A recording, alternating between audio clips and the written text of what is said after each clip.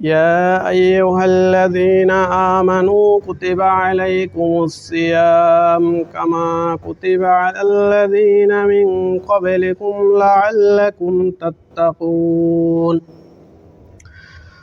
রব্বুল আলামিন বলেন, হে ঈমানদারেরা, তোমাদের উপর সিয়ামকে ফরজ করে দেওয়া হয়েছে, যেমনইভাবে তোমাদের পূর্ববর্তীদের উপর সিয়ামকে ফরজ করা হয়েছিল।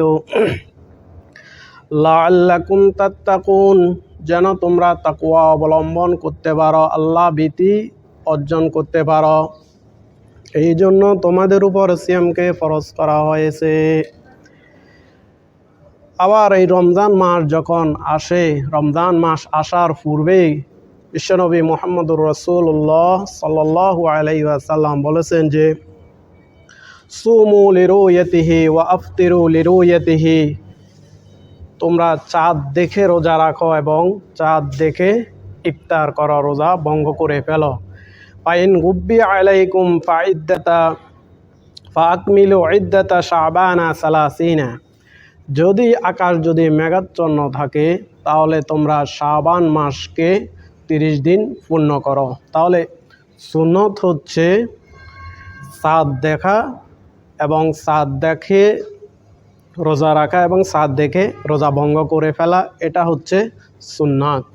এই রমজানের মধ্যে রব্বুল আলামিন শয়তানদেরকে শৃঙ্খলাবদ্ধ করে রাখেন এবং আসমানের দরজাসমূহ খুলে দেন এবং জাহান্নামের দরজাগুলোকে বন্ধ করে দেন।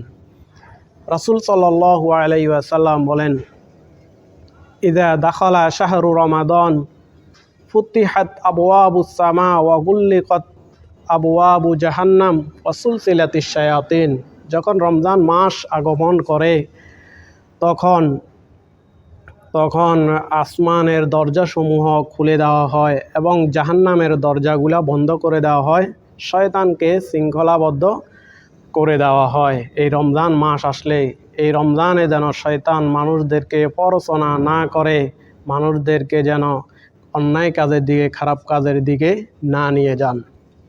বিশ্বনবী মুহাম্মদুর রাসূলুল্লাহ সাল্লাল্লাহু আলাইহি ওয়াসাল্লাম আরও বলেছেন, যদি কেউ ঈমানের সাথে আশা নিয়ে রমজানের সিয়াম পালন করে, তাহলে আল্লাহ রব্বুল আলামিন তার পিছনের যত গুনাহ রয়েছে সকল গুনাহ আল্লাহ রব্বুল আলামিন ক্ষমা করে দেন।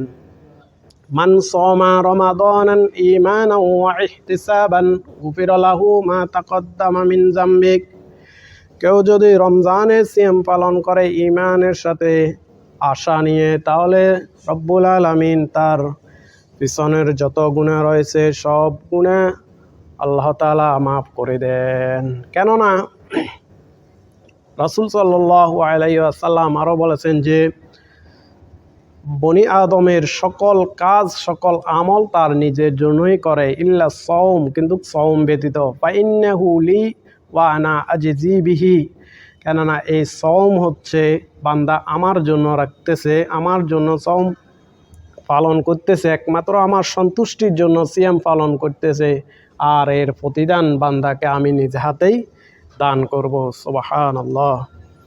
এরপরে রাসূল সাল্লাল্লাহু আলাইহি ওয়াসাল্লাম আরও বলেছেন যে, আসিয়ামু জুন্নাহ, সিয়াম হচ্ছে, রোজা হচ্ছে ঢাল স্বরূপ, রোজা হচ্ছে ডাল স্বরূপ, জাহান্নাম থেকে বাছার ডাল স্বরূপ হচ্ছে এই সিয়াম। ফালা ইয়ারফুস ওয়ালা ইয়াজহাল, এই সিয়ামরত অবস্থায় ফালা ইয়ারফুস ওয়ালা ইয়াজহাল, যে অশ্লীলতা করবে না এবং মূর্খদের মতো আচার আচরণ করবে না। রাসূল সাল্লাল্লাহু আলাইহি ওয়াসাল্লাম এটা নিষেধ করে দিয়েছে। ওয়া ইমরুউম কাতালাহু আও শাতামাহু, যদি কেউ ঝগড়া করতে চায় অথবা কটু কথা বলে, মন্দ কথা বলে, তাহলে ওই ব্যক্তি বলবে, ইন্নী সাইমুন, নিশ্চয় আমি সিয়াম পালন করতেছি, নিশ্চয় আমি রোজাদার, আমি তোমার সাথে ঝগড়া ফাসাদ এগুলো আমি করব না। রাসূল সাল্লাল্লাহু আলাইহি ওয়াসাল্লাম নিষেধ করে দিয়েছেন।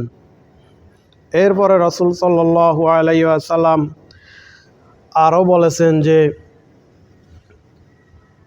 আসিয়ামু ওয়াল কুরআনু ইয়াশফাআনে লিল আবদি ইয়াউমাল কিয়ামা।